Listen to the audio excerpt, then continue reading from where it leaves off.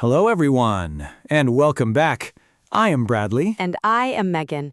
And today, I want to start with a confession. A confession. We love confessions on this podcast. What is it? Last week, I checked my work emails at 11:30 at night, in bed before sleeping. I do that too, almost every night. And the sad thing is, I did not even think twice about it. Think twice means to stop and reconsider something, to question whether it's a good idea. You did not think twice. It felt completely normal. Completely normal. And that is the problem we are talking about today. Today, we are asking a very important question, a question that millions of Americans ask themselves. And the answer might surprise you. Does work-life balance actually exist in America? Work-life balance.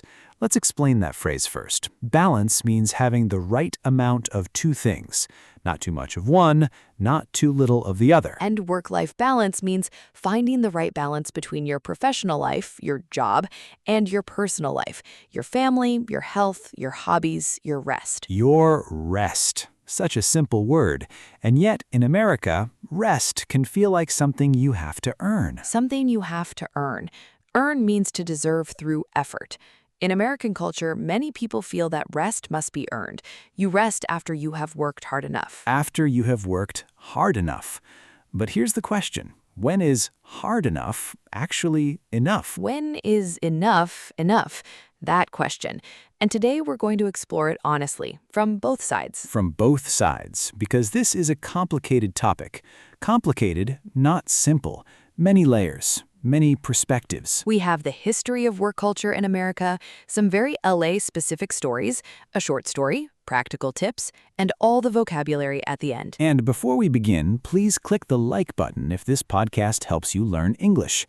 Subscribe to the channel and share this with someone who works too hard. We all know someone, and we publish new episodes every single day, so come back tomorrow. Okay, Megan, when someone asks you, "How are you?" what do you say? I say busy. My automatic answer is busy. Mine too. I am so busy. In America, busy is almost a status symbol. Status symbol. What does that mean? Status symbol means something that shows how important or successful you are. In America, being busy signals that you are important, that you are in demand. In demand means people want you, they need you, you're valued. And so we wear our busyness like a badge of honor. We remember that phrase from our sleep episode. Yes, the badge of honor. We are proud of being busy. We brag about it. Brag means to talk proudly about something you have done. We brag about our busyness, and that is very American. And it is very worth examining. Examining means looking at carefully, studying closely. Very worth examining. Let's do that today. Okay, let's start with some context. Context means the background information that helps you understand something. America has one of the strongest work cultures in the entire world, and this did not happen by accident. Did not happen by accident. It has deep historical roots. Historical roots means the origins going back in history. The Protestant work ethic. This is a very important concept in American history. Protestant refers to a branch of Christianity, specifically the early European settlers who came to America. Settlers means people who came to live in a new land, the early settlers of America. And these settlers believed something very specific about work. They believed that hard work was not just practical, it was a moral duty. Moral duty means something you are ethically required to do. Not just useful, but morally required. Morally required. Work was connected to your worth as a person, your goodness, your character. Your character means who you are, your values, and your nature. And in this tradition, a hard-working person was a good person. A lazy person was a bad person. A lazy person was a bad person. That idea is still alive in America today, hundreds of years later. Hundreds of years later, you can still feel it. If you're not working hard, you feel guilty. Guilty means feeling bad about something you did or did not do. You feel guilty for resting, for taking a day off, for going on vacation without checking your emails. Without checking your emails. And this creates a very specific American relationship with work, unlike many other countries. Very unlike. Let's look at some numbers, because the numbers tell an interesting story. In the United States, the average worker has 10 paid vacation days per year. 10 days per year. 10 days. And in France, the legal minimum is 5 weeks. 5 weeks of paid vacation, required by law. Required by law. In Germany, also about 30 days. In Japan, even though Japan has its own intense work culture, 20 days minimum. And in America, 10 days. And studies show that many Americans do not even use all of their vacation days. They don't even use them. Why? Because they feel guilty. They worry their boss will think they're not dedicated enough. Dedicated means committed, giving full effort. They worry they'll fall behind. Fall behind means others will move forward while you stay in place. They worry the work will pile up while they're away. Pile up means accumulate, build up. So they don't take the vacation they have earned. They leave it unused. Unused. And this creates a very particular kind of exhaustion in American workers. Exhaustion means extreme tiredness, very deep fatigue. Deep fatigue. And in LA, this work culture takes on a very specific flavor. A specific flavor, because LA adds something to the equation. Equation means a situation where several factors combine to create a result. What does LA add? Ambition, dreams, the Hollywood dream, the startup dream. Everyone in LA is not just working, they're building something. They're chasing something. They are chasing something. And when you're chasing a dream, stopping feels impossible. Stopping feels like giving up, like failure. Like failure. And so in LA, work-life balance is perhaps even harder to find than in the rest of America. Perhaps even harder. And yet, something is changing. Something is shifting. Okay, something is changing. What is it? During and after the COVID pandemic, something happened to how Americans think about work. Something fundamental shifted. Fundamental means at the very core, the most basic level. Something fundamental shifted. People call it different things, the Great Resignation, the Great Realization, but the idea is the same. The Great Resignation means a period when millions of Americans quit their jobs. Quit means to leave. They quit voluntarily. Voluntarily means by their own choice. Millions of people quit their jobs voluntarily. That had never happened on that scale before. Scale means size, level. Why did they quit? Because the pandemic forced people to stop. For the first time in their lives, they were not rushing, not commuting, not filling every hour with activity. Not filling every hour. And in that stillness, many people had a realization. Realization means suddenly understanding something important that you had not seen before, a sudden clarity. What was the realization? The realization was, I do not love my job. I don't even like my job. I have been so busy doing it that I never stopped to ask, is this what I want? Is this what I want? Such a simple question, and yet so many people had never asked it. Never asked it, because asking it requires stillness, and American culture does not encourage stillness. Does not encourage stillness, and the pandemic created stillness, forced stillness. Forced means not by choice. The stillness was forced upon people, and in that forced stillness, they found questions they had been avoiding. Questions they had been avoiding. Avoiding means deliberately not facing something. And many people decided, I am going to change something, not just my job, but my relationship with work itself. My relationship with work itself. Not just what I do, but how much of myself I give to it. How much of myself? And in LA, this shift was very visible. Visible means you could see it clearly. How was it visible in LA? You started seeing it in coffee shops, people working but also taking long lunches, taking walks in the middle of the day. Taking walks in the middle of the day. That used to feel irresponsible. Irresponsible means not behaving in a careful or dutiful way. Irresponsible or even lazy. But now, more and more people were choosing it, choosing presence over productivity. Presence over productivity. Presence means being fully in the moment.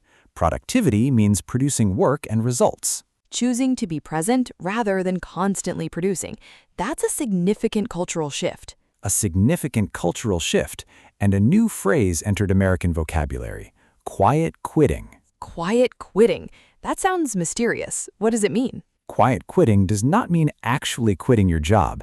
It means you do exactly what your job requires, no more and no less. No more and no less. You work your hours, you complete your tasks, but you do not give extra. You do not give extra. You do not answer emails at 11:30 at night. You do not answer emails at 11:30 at night. Ha, like we said at the beginning. like we said at the beginning. And for some people, quiet quitting is a healthy boundary. Boundary means a limit, a line you decide not to cross. A healthy boundary. For other people, it's a sign of deeper problems, disengagement. Disengagement means loss of connection or interest in your work. Loss of connection. And the conversation continues about what healthy work looks like, about what enough actually means. Let's talk specifically about work culture in Los Angeles, because LA has its own very specific energy. Very specific and very different from other American cities. In New York, the work culture is intense and fast. We talked about this in our NY versus LA episode.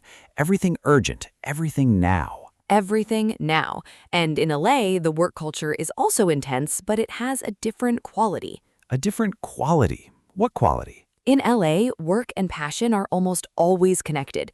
Most people in LA are not just working for a salary. Not just for a salary. They're working on something they believe in, a creative project, a startup, a film, a brand.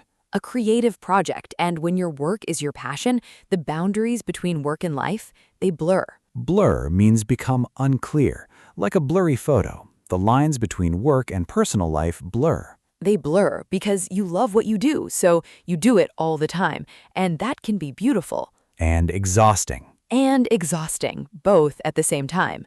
And there's another very LA phenomenon, the side hustle culture. We mentioned this in our episode ideas list. In LA, almost everyone has a side project. A side hustle, yes, your main job and something else you're building on the side. On the side means in addition to your main work. The actress who is also developing a skincare line, the engineer who makes furniture on weekends, the marketing executive who runs a food blog. The food blog, very LA. And these side hustles add richness to life. Richness means depth and variety and meaning. They add richness, but they also add more hours, more work, less rest. More work, less rest. And so in LA, work-life balance becomes not just a question about your job, but about your whole identity. Your whole identity, because in LA, what you do is who you are, more than almost anywhere else. More than anywhere else. And untangling work from identity, that's the real work of work-life balance in LA. Okay, our short story. This one is about a woman named Elena. Elena, tell us about her. Elena is 38 years old. She is a creative director at an advertising agency in Culver City. Culver City, the creative neighborhood in LA known for studios and media companies. Culver City, very creative, very busy. Very creative and very busy. And Elena is brilliant at her job. Brilliant means extremely good and talented. Her campaigns win awards. Her clients love her. Her clients love her. And Elena works constantly. Constantly means all the time. She arrives at the office at 8, she leaves at 7 or 8 in the evening, and then she answers messages until midnight. Until midnight. And on weekends, she does not fully disconnect. Disconnect means to separate yourself from something, to switch off. She does not fully disconnect. She checks her phone. She reviews briefs.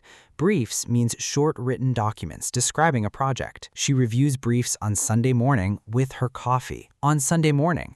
And Elena tells herself, I love my work. This is my passion. I am not suffering. I am not suffering. But here is what Elena does not say out loud. What does she not say? She has not been to her yoga class in 4 months. She canceled 3 dinners with her best friend in the last 2 months. Canceled 3 dinners. And her sister called last week, and Elena did not call back for 5 days. 5 days to call her sister back. And these things, they accumulate silently, build up without you noticing, like snow falling. Each flake is small, but eventually, the weight becomes heavy, very heavy. And then one Tuesday in October, Elena is in a meeting, a big presentation to a major client, and she freezes. Freezes, we know that word. Stops completely, unable to move. She is standing in front of the room. Her slides are on the screen, and her mind goes completely blank. Goes blank means becomes empty. No thoughts, no words, just nothing. Just nothing. And Elena stands there for what feels like a very long moment. And then she excuses herself. She walks to the bathroom. She sits on the floor. She sits on the floor and she cries. She cries, not because the presentation went wrong, but because she is so tired, so deeply, completely tired, so deeply tired. That moment on the bathroom floor. We talked about something similar with James in our mental health episode. Rock bottom sometimes looks like a bathroom floor. Rock bottom. Yes, and like James, Elena makes a decision. What decision? She goes to see her doctor the next day, and her doctor says something simple, something Elena had heard before but never truly absorbed. Never truly absorbed means never really taken in, really understood. Her doctor says, Elena, you cannot pour from an empty cup. You cannot pour from an empty cup. We know that phrase from our kindness episode. Yes, and this time, Elena hears it, really hears it, really hears it. And Elena makes 3 changes. Not 20, not a complete life overhaul, just 3. Overhaul means a complete and thorough change. She does not do a complete overhaul, just 3 changes. 3. What are they? 1. She stops checking emails after 8 in the evening. A hard cutoff, no exceptions. A hard cutoff, no exceptions.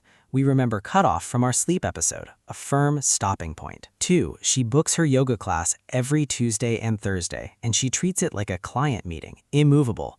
Immovable means it cannot be moved or canceled, like a client meeting. Immovable. I love that. 3. She calls her sister every Sunday morning before she opens any work app, before anything professional. Her sister first. Her sister first, before work. And the remarkable thing, her work does not suffer. Remarkable means extraordinary and surprising. Her work does not suffer from these 3 changes. Not only does it not suffer, it improves because Elena comes to work more rested, more creative, more present, more focused because she has protected the spaces that refill her, Refill means to fill again, like refilling an empty cup refilled.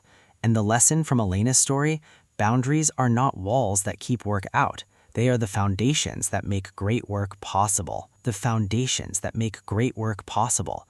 Boundaries are not the enemy of success. They are the condition of it. The condition of it. You cannot do great work from an empty cup. Beautiful story. Okay, practical tips, real things, real changes, starting today. Starting today. And I want to say first, work-life balance is not one size fits all. One size fits all means the same solution works for everyone, and work-life balance is not like that. Not like that. What works for a freelance artist in Silver Lake is different from what works for a nurse at Cedars-Sinai. Cedars-Sinai, the famous hospital in Beverly Hills, one of the best hospitals in America. And what works for you is unique to you.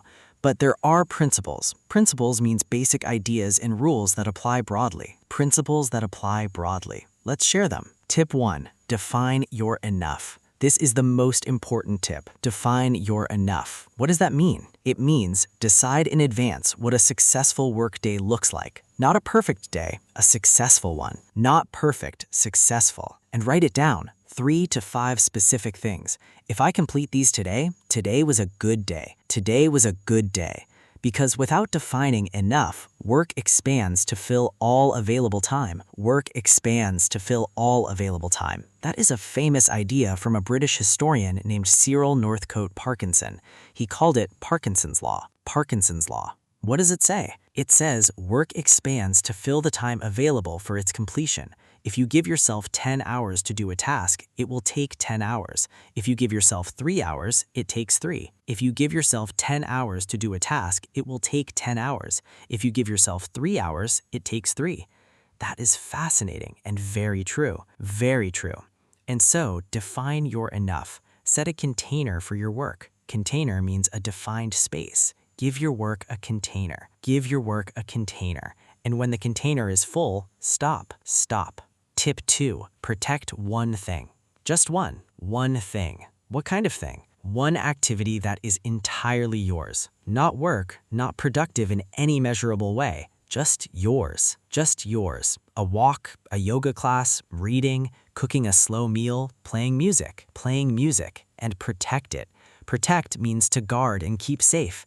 Treat it like Elena's yoga class. Immovable. Immovable. I love that. 3. Create transition rituals. Transition rituals. Transition means moving from one state to another. And ritual means a regular, meaningful practice. When you worked in an office, the commute was your transition. You drove or took the subway, and your brain shifted from work mode to home mode, work mode to home mode.